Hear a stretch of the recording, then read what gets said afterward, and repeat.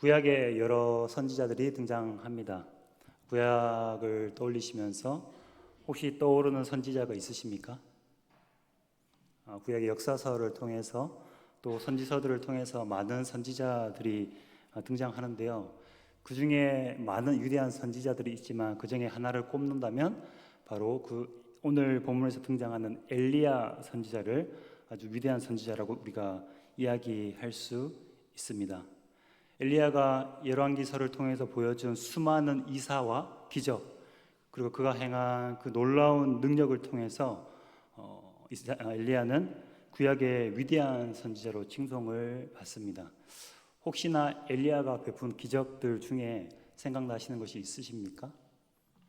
주일학교 시간에도 많이 배우셨을 테고 신앙생활 해오시면서 많이 배우셨을 텐데 오늘 제일 먼저 떠오르는 것이 아마 갈멜산 전투이겠죠. 그래서 바알과 아세라의 선지자 850명과 엘리야가 혼자 싸워서 이겼던 그 갈멜산 전투의 이야기가 아마 생각이 나실 거고요.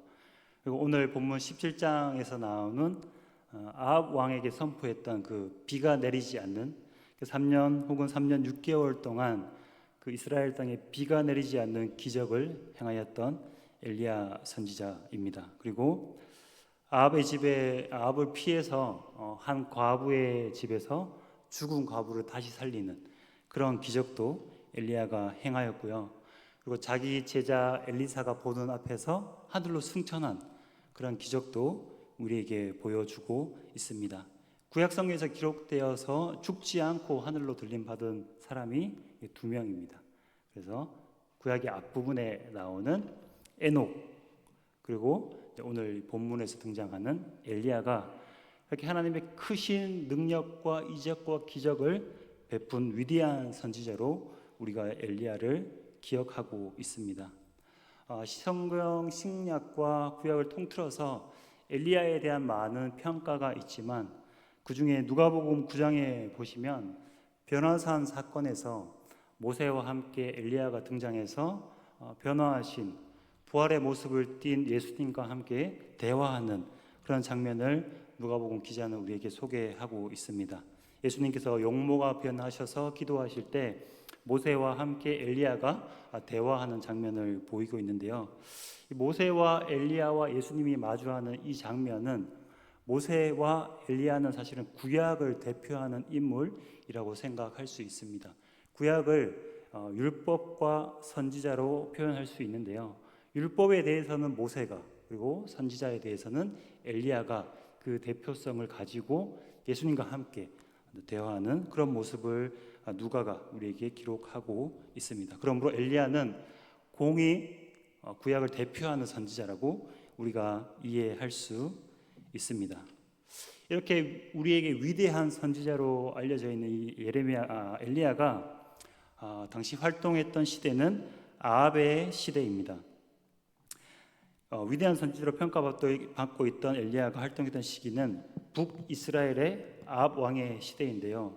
그렇게 엘리야가 활동했던 시대의 분위기를 먼저 좀 살펴보기 원합니다. 아합 왕의 시대, 북이스라엘의 아합 왕의 시대의 어떤 정치적인 상황은 오늘 저희가 본문에서 읽지는 않았지만 29절 앞부분에 그 오므리 왕, 그 아합 왕의 아버지 오므리 왕에 대한 이야기가 자세하게 기록되어 있습니다. 왜 오므리 왕의 이야기를 살펴보아야 하냐면 구약에 여러 왕조들이 있지만 특별히 이제 북이스라엘의 여러 왕조들이 있지만 가장 번성했던 왕조 중에 하나가 바로 오므리 왕조입니다. 이 오므리 왕조를 시작했던 오므리 왕은 그 오므리 왕조의 기틀을 마련했는데요. 21절에서 23절 말씀을 보면 북이스라엘의 수많은 구테타와 정변이 일어난 것을 볼 수 있습니다. 7일천하, 3일천하 이렇게 많은 왕들이 세워졌고 그러나 자신들의 정권을 유지하지 못해서 구데타와 정변으로 그 자리를 물러나게 되는 장면을 구약이 기록하고 있는데요. 오늘 이 오므리라는 왕이 되어서 두 개로 나뉘어져 있던 이 북이스라엘을 하나로 통일하였습니다. 그리고 왕국의 어떤 기초를 쌓게 되는데요. 내란의 시대를 종식하고 정치적으로 안정을 꾀하는 옴리의 왕의 모습을 성경이 기록하고 있습니다. 그리고 16장 24절을 보시면 그가 수도를 사마리아로 옮겼다는 표현이 있습니다. 사마리아는 해발 한 400m 정도의 어떤 높은 산에 위치하고 있는데요. 그 주변의 평지, 특별히 이스라엘 평지가 있어서 경제적으로 아주 부유한 풍요로운 지역이라고 할 수 있습니다. 뿐만 아니라 동과 서를 잇는 어떤 교통의 중심지로서 많은 무역 활동을, 경제 활동을 할 수 있는 아주 경제적인 요충지였고, 뿐만 아니라 군사적으로도 그 산을 중심으로 평지가 펼쳐져 있었기 때문에 천의 요새라고 이스라엘에 알려져 있습니다. 그런 오므리가 그 당시 고대 근동에 많은 영향력을 끼쳤는데요. 혹시 아수르라는 제국을 들어보셨습니까? 아수르라는 제국 성경에 등장하죠. 성경에 이제 여러 제국들이, 강력한 제국들이 등장하는데 그 중에 하나가 아수르, 바벨론 이런 제국들이 등장을 합니다. 애국도 제국 중에 하나이고요. 그 아수르 제국의 그 아수르 문헌을 보면 그 오므리의 왕, 오므리의 집이라는 표현이 있습니다. 그러므로 그 오므리 왕조가 얼마나 그런 영향력을 그 제국에까지 미쳤는지 그 문헌을 통해서 우리가 알 수 있고요. 또 남쪽으로는 모압이라는 땅을 정복하여서 조공을 받습니다. 그래서 남쪽으로는 북이스라엘과 이렇게 모압이 조공 관계를 맺으면서 메사석비라는 곳에 우리가 한때 이스라엘의 종이었다라는 기록이 쓰여져 있습니다. 이렇게 나라 안으로는 경제와 정치와 어떤 군사를 굉장히 안정적으로 이끌어 나갔고, 안팎으로 밖으로 그 영향력을 굉장히 크게 미쳤던 왕이 바로 오므리인데요. 이 오므리 왕의 두 아들, 오므리 왕의 아들로서 오므리 왕조의 두 번째 왕으로 등극한 사람이 바로 아합입니다. 오늘 29절을 보시면 유다 아사 왕 38년에 왕으로 등극하여서 이스라엘의 기록을, 북이스라엘의 기록을 연대를 기록하면서 유다 왕과 비교해서 기록을 합니다. 그래서 유다 왕 아사의 38년에 북이스라엘의 아합이 왕으로 등극하게 됩니다. 그래서 22년 동안 이스라엘을 다스렸는데요. 그 아버지에게 안정적으로 물려받은 나라를 더욱 부강하게 만들었습니다. 그래서 그 북이스라엘의 역사에서 가장 황금기라고 이렇게 표현하는 것이 바로 아합 왕의 시대였습니다. 아합이 굉장히 잘했던 것이 무엇이냐면 정략 결혼입니다. 외교술에 굉장히 능통했던 사람인데요. 오늘 보시면 그 아합이 시돈 왕 엣발의 딸 이세벨과 결혼했다고 이야기를 하고 있죠. 그래서 정략 결혼이었습니다.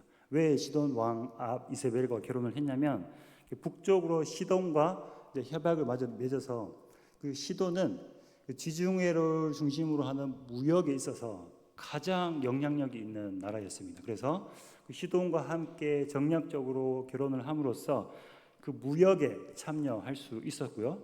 그렇게 시돈과 함께 연합해서 북쪽의 아수르 혹은 아람이라는 강한 나라들을 견제하기 위해서 아합이 그 엣발의 딸 이세벨과 결혼한 것을 우리가 역사적으로 살펴볼 수 있습니다. 뿐만 아니라 남쪽으로는 유다 왕 여호사밧과도 정략 결혼을 해서 그 유다를 쥐락펴락하는데요. 아합이 죽음을 당하게 된 그 전투에서 아합이 이제 자신의 목숨을 부지하기 위해서 어떤 일을 하냐면 그 여호사밧이라는 유다 왕에게 자신의 옷을 대신 입으라고 이야기를 합니다. 그 전쟁에서 적국의 왕의 옷을 입고 가면 당연히 표적이 되지 않겠습니까? 그렇게 이제 그 협약을 맺은 그 유다 왕을 이제 쥐락펴락하면서 아주 뛰어난 외교술로서 그 나라를 공고하게 세워갔던 것이 바로 아합입니다. 그래서 북이스라엘 역사상 가장 황금기라고 표현을 했고요. 정치적으로 또 행정적으로 경제적으로 가장 안정된 시기를 보냈던 것이 바로 아합 왕의 시대입니다. 그러나 성경은 이런 정치적인 관점에서 아합을 주목하지 않죠. 오늘 저희가 함께 성경의 본문을 좀 읽어보셨을 텐데 아합 시대의 어떤 영적인 상황은 어떠했을까? 오늘 본문은 성경에서 그 영적인 상황을 기록하고 있는데요. 30절을 보시면 이 아합 시대의 영적인 상황을 이렇게 기록하고 있습니다. 16장 30절에서 오므리의 아들 아합이 그의 이전의 모든 사람보다 여호와 보시기에 악을 더욱 행하여, 그 북이스라엘 왕조가 시작되므로 그 이후에 모든 왕들보다 아합이 여호와 보시기에 악을 행했다라고 이야기하고 있습니다. 그리고 33절 하반절을 보시면 그는 그 이전에 이스라엘의 모든 왕보다 심히 이스라엘 하나님 여호와를 노하시게 하였다라고 이야기를 합니다. 이스라엘의 역사를 통틀어서, 그렇게 왕으로 세워진 왕들을 통틀어서 가장 악한 왕을 꼽으라고 하면 바로 오늘 본문의 이 아합 왕입니다. 그가 행한 악한 일 때문에 모든 왕들에 대해서 노하신 것보다 가장 큰 진노를 여호와 하나님께서 느끼셨다는 것을 본문이 이야기하고 있는데요. 31절에 그의 죄에 대해서, 그의 악행에 대해서 이렇게 표현을 하고 있습니다. 여로보암의 죄를 따라 행하는 것보다 가볍게 여겼다라고 이야기를 하고 있는데요. 31절에서 느밧의 아들 여호와의 죄를 따라 행하는 것을 오히려 가볍게 여겼다. 느밧의 아들 여로보암의 죄가 무엇일까요? 느밧의 아들 여로보암의 죄. 느밧의 아들 여로보암은 북이스라엘의 초대 왕입니다. 근데 그가 실수했던 것은 뭐냐면 단과 베델에 우상을 세워서, 물론 이 우상이 여호와 하나님이라고 이야기를 합니다. 그래서 금송아지를 세워서 이것이 여호와 하나님이니 이것을 섬겨라라고 이야기를 했습니다. 그 당시에는 예루살렘에서 여호와 하나님을 섬기게 되어 있었지만 북이스라엘의 여로보암은 자신의 권세와 어떤 영향력이 줄어들까 싶어서 그 이스라엘 백성들이 예루살렘으로 넘어가지 못하도록, 그래서 단과 베델에 황금 송아지를 세우고 이것이 여호와 단 하나님이다 라고 이스라엘 백성으로 하여금 우상을 숭배하게 만든 그 죄를 지은 자가 바로 여로보암입니다. 그러나 그 여로보암보다 오늘 아합은 더 큰 죄악을 행하게 되는데요. 계속해서 31절 이후로 32절에서 보면 사마리아에 건축한 바알의 신전 안에 바알을 위하여 제단을 쌓고, 그 앞에 31절 하반절에 보시면 시돈 사람의 왕 엣바알의 딸 이세벨을 아내로 삼고 가서 바알을 섬겨 예배하고 사마리아에 건축한 바알의 신전 안에 바알을 위하여 제단을 쌓으며 또 아세라 상을 만들었으며 라고 이야기를 합니다.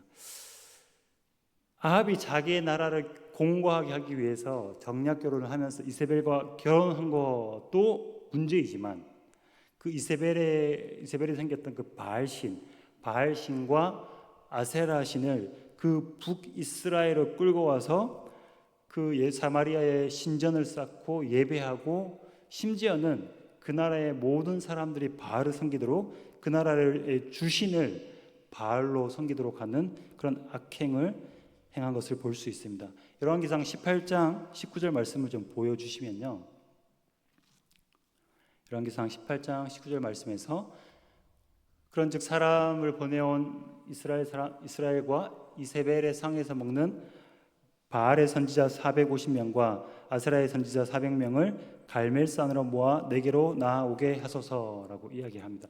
그 이스라엘의 바알의 선지자 450명, 이세벨의 아세라의 선지자 400명이 있는데 자세히 표현을 보시면 그 이세벨의 상에서 먹는 바알의 선지자, 이세벨의 상에서 먹는 아세라 선지자입니다. 그러므로 그 왕과 왕비와 그 우상 숭배를 하는 선지자들이 온 나라가 바알과 아세라를 섬기게 하였다는 것을 우리가 이 말씀을 통해서 알 수 있습니다. 뿐만 아니라 열왕기상 18장 4절 말씀을 보여주시면 이세벨이 여호와의 선지자들을 멸할 때에 오베다가 선지자 100명을 가지고 50명씩 굴에 숨기고 떡과 물을 먹였더라. 이세벨은 여호와 하나님의 선지자들을 핍박하였습니다. 아마 그 나라에서 여호와의 종교를 멸하려고 하였던 것 같습니다. 자신들이 섬기는 바알과 선지자 아세라의 이름으로 여호와 하나님 섬기는 그 사람들과 그 선지자들을 멸하려 했던 것이 바로 아합의 또 이세벨의 악행입니다. 사회 경제적으로는 가장 번성한 시기였을지 모르나 영적으로는 가장 어두웠던 시기가 바로 아합 왕의 시대입니다. 이러한 시대에 엘리야가 선지자로 활동하였던 것이죠. 오늘 이렇게 깊은 새벽과 같은 그 컴컴한 어두운 그 영적인 상황을 열왕기서 기자가 기록을 하면서 아주 특별한 사건 하나를 오늘 본문에서 기록하고 있는데요. 16장 34절을 보시면 앞에 부분과 좀 맥락이 맞지 않는 이상한 말씀을 34절에서 기록하고 있습니다. 34절을 이제 함께 읽어보겠습니다. 34절입니다. 시작. 그 시대에 베델 사람 히엘이 여리고를 건축하였는데 그 터를 쌓을 때에 맏아들 아비람을 잃었고 그 성문을 세울 때에 막내 아들 수굽을 잃었으니 여호와께서 눈의 아들 여호수아를 통하여 하신 말씀과 같았더라. 계속해서 아합 왕의 어떤 악행에 대해서 이스라엘의 영적인 상태에서 저자가 기록하다가 갑자기 뜬금없이 여리고 성에 대한 이야기를 하고 있습니다. 왜 이런 여리고 성을 이야기를 할까요? 이 여리고 성에 대한 이야기의 좀 배경을 보시려면요, 여호수아서 6장 26절 말씀을 한번 보여주십시오. 여호수아 6장 26절 말씀입니다.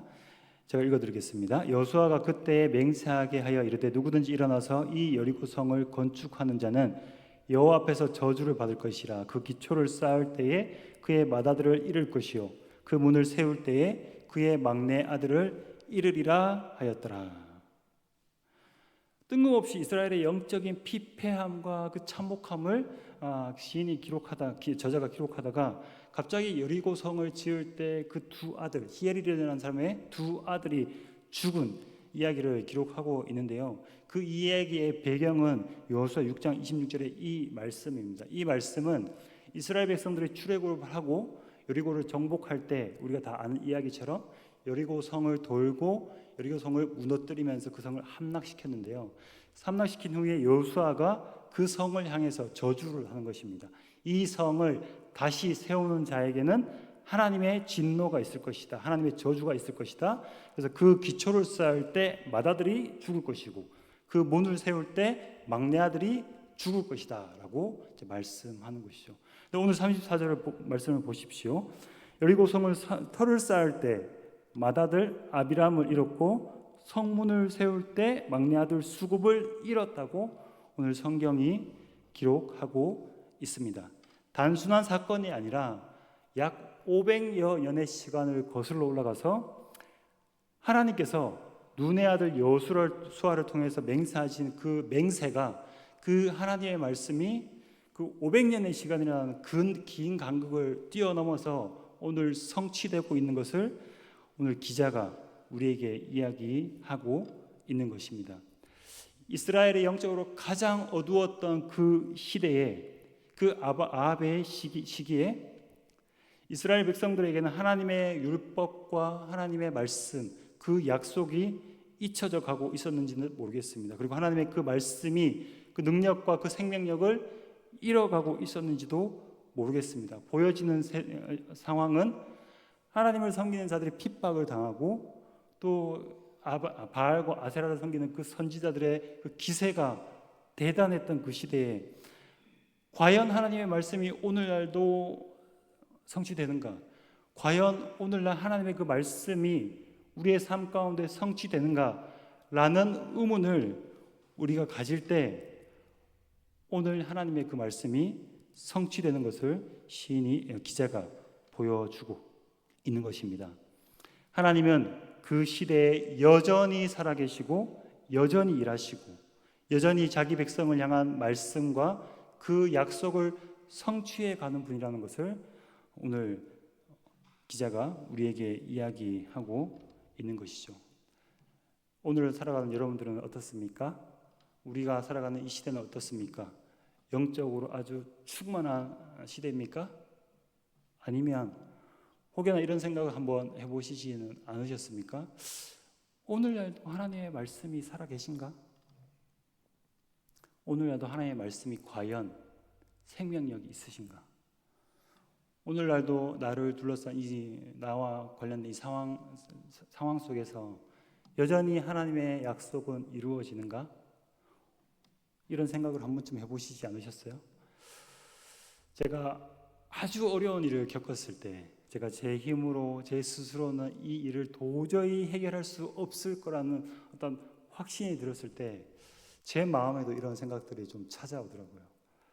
과연 이런 나의 어려운 상황에서 하나님의 약속이 이루어질까? 오늘날도 하나님의 약속은 성취되고 있는 것일까?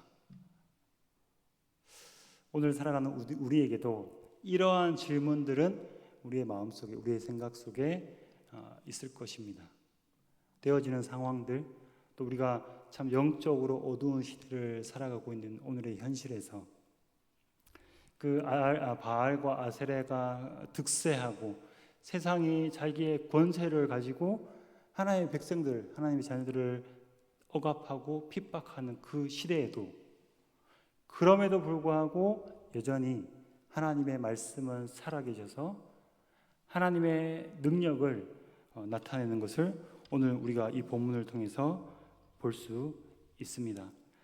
이사야 40장 8절 말씀은 우리에게 이렇게 가르칩니다. 풀은 마르고 꽃은 시드나 우리 하나님의 말씀은 영원히 서리라. 어둡고 캄캄한 깊은 새벽과 같은 오늘날에도 하나님의 말씀은 여전히 살아있고 생명력이 있어서 우리가 그것을 믿던 믿지 않던, 우리가 그것을 발견하던 발견하지 못하던 여전히 오늘 우리의 삶을 이끌어 가시고 신실하게 우리의 삶 가운데 당신의 약속을 이루어 가신다는 것을 믿으시기 바랍니다. 믿음이라는 것은 하나님과 하나님의 말씀에 대해서 우리가 그것이 진리라는 것을 받아들이는 것입니다. 내가 그것이 믿기든 믿기지 않든, 내가 오늘을 살아가는 내가 그것을 경험하든 그렇지 않든 하나님의 말씀은 영원하시고 오늘도 생명력이 있어서 하나님의 약속을 신실하게 이루어 가십니다. 다만 우리가 그것을 믿느냐 믿지 않느냐가 중요한 것이죠. 오늘 성경 기자가 보여주고 있는 것처럼 그렇게 영적으로 참혹한 아합의 시대에서도 하나님의 약속은 여전히 신실하게 이루어가고 있는 것처럼 오늘도 살아계신 하나님의 그 말씀과 그 능력을 신뢰하는 저와 우리 성도님들이 되시기를 소망합니다. 이렇게 살아계신 하나님의 말씀에 믿음으로 반응하는 한 사람이 있습니다. 오늘 17장 1절을 한번 같이 읽어볼까요? 17장 1절 함께 읽겠습니다. 길라앗에 우거하던 자 중에 디셉 사람 엘리야가 아합에게 말하되 내가 섬기는 이스라엘의 하나님 여호와께서 살아계심을 두고 맹세하노니 내 말이 없으면 수년 동안 비도 이슬도 있지 아니하리라. 엘리야는 하나님의 살아있는 이 말씀을 신뢰하였습니다. 그리고 이 말씀을 붙들고 아합에게 선포하였습니다. 내가 살아계신 하나님을 두고 맹세하노니 내 말이 있기 전에는 수년 동안 비가 내리지 않을 것이다 라고 그 서슬퍼런 그 왕 앞에서 그 여호와의 선지자들을 죽이는 그 이세벨 앞에서 엘리야가 믿음으로 담대하게 선포하는 모습을 오늘 1절에서 우리가 볼 수 있습니다. 아합의 가뭄이 수년 동안 계속될 것이라고 엘리야가 선포하는데요.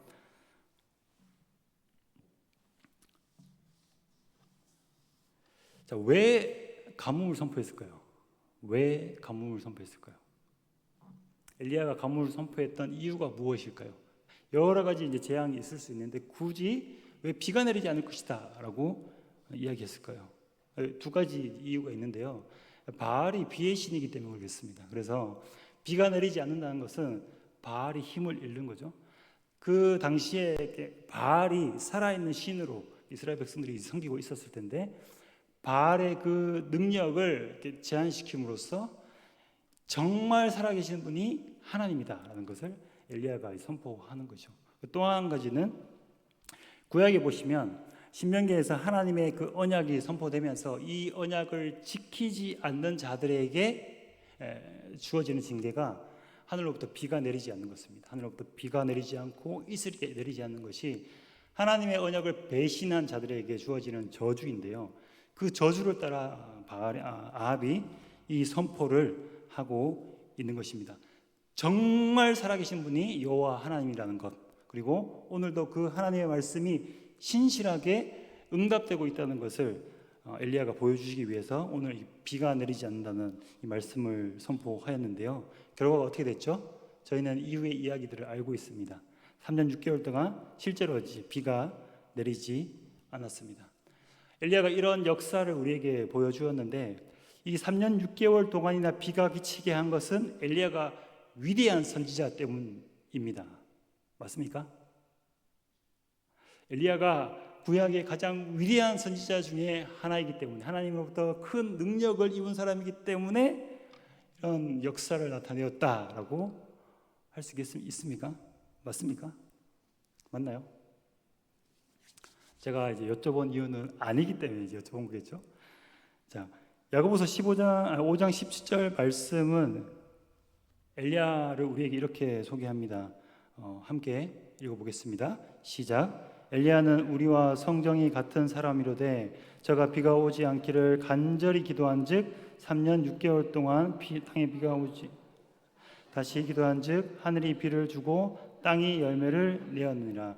엘리야는 우리와 성정이 똑같은 사람이라고 이야기를 합니다. 그가 특별한 능력이 있어서도 아니고요. 아까 말씀드렸듯이 오늘도 여전히 살아계신 그 하나님에 대한 말씀을 붙들고 그 말씀이 성취되어지는 것을 보며 믿음으로 반응했던 것이죠. 그래서 담대하게 아합에게 나아가서 비가 내리지 않는다는 것을 선포했습니다. 그의 이 선포는 무엇이 근거였습니까? 오늘도 여전히 살아계시는 하나님과 오늘도 여전히 성취되는 그 하나님의 말씀을 근거로 믿음으로 선포한 것입니다. 오늘 등장하는 이 엘리야는 선지자로서의 어떤 부르심도 성경은 기록하고 있지 않습니다. 정말 웬만한 선지자들은 하나님이 그를 부르신 그 장면을 성경이 기록하고 있습니다. 모세를 어떻게 부르셨죠? 떨기나무 가운데에서 그를 부르셨습니다. 사무엘은 어떻게 부르셨습니까? 어두운 자는 가운데 하나님께서 사무엘을 부르셨습니다. 등등 구약의 수많은 선지자들이 하나님의 말씀이 그들에게 임함으로써 하나님이 그들을 부르셨다는 것을 기록하고 있습니다. 그러나 엘리야는 어떻습니까? 하나님의 부르심이 없습니다. 하나님의 말씀이 엘리야에게 임하였다라는 말씀이 없습니다. 그러나 우리와 성정이 똑같은 엘리야가 그 믿음으로 하나님께 아합에게 나아갔던 것이죠.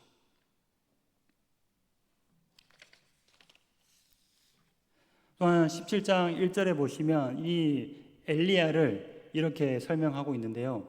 길르앗의 우과는 디셉 사람 엘리야라고 이야기합니다. 길르앗은 요단 동편에 굉장히 척박한 땅이에요. 우리로 이야기하면 혹시 강원도 출신이 계신지 잘 모르겠는데 강원도의 어떤 산골지대라고 생각하시면 됩니다. 굉장히 시골이었어요. 굉장히 시골이었고 험준한 산악지대였고 디셉은 엘리야를 디셉 사람이라고 이야기하는데 디셉 사람이라는 것은 성경에 전혀 등장하지 않는 사람들입니다. 딱 오늘 이 본문에서 이 구절에서 디셉 사람이라는 말이 등장하는데요. 당시에 수많은 선지자들이 있었고 그들을 이세벨이 핍박하였죠. 그들을 잡아 죽이고 그들을 핍박하는데 엘리야는 아니었어요. 어느 산골의 외진 곳에서 한적한 곳에서 선지자로서 어떻게 보면 추앙받았는지도 잘 모르겠습니다. 그러나 그가 아무도 주목하지 않는 그 선지자, 그 길르앗의 산골에서 무엇을 했는지도 알 수 없는, 어디 출신인지도 알 수 없는 그 엘리야가 스스로 갑작스럽게 등장하여서 하나님의 크신 능력을 나타내어 보이고 있는 것입니다. 엘리야는 우리와 성정이 같은 사람입니다. 우리가 똑같이 특별한 능력을 가진 사람이 아니에요. 오히려 작고 미천한 보잘것없고 하찮은 그곳에서 그가 선지자인지 그렇지 않는지도 알 수 없는 그런 사람이 구약을 대표하는 선지자로 오늘 일약 발돋움하는 그런 모습을 볼 수 있습니다. 그 이유가 무엇입니까? 그 이유가 무엇입니까? 엘리야가 이렇게 일약 구약을 대표하는 선지자가 될 수 있었던, 수많은 기적을 일으키고 수많은 하나님의 백성들을 하나님께로 돌이키게 할 수 있는 그 이유가 무엇입니까?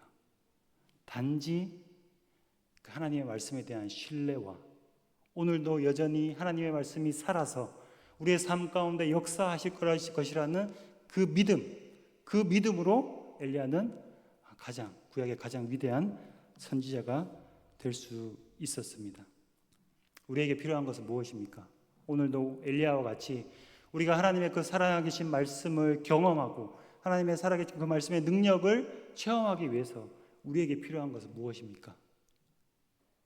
오늘도 여전히 하나님의 말씀이 살아있어서 그의 약속을 따라서 신실하게 우리에게 하나님의 능력을 나타내어 보이신다는 그 믿음, 그 믿음이 우리에게 필요합니다.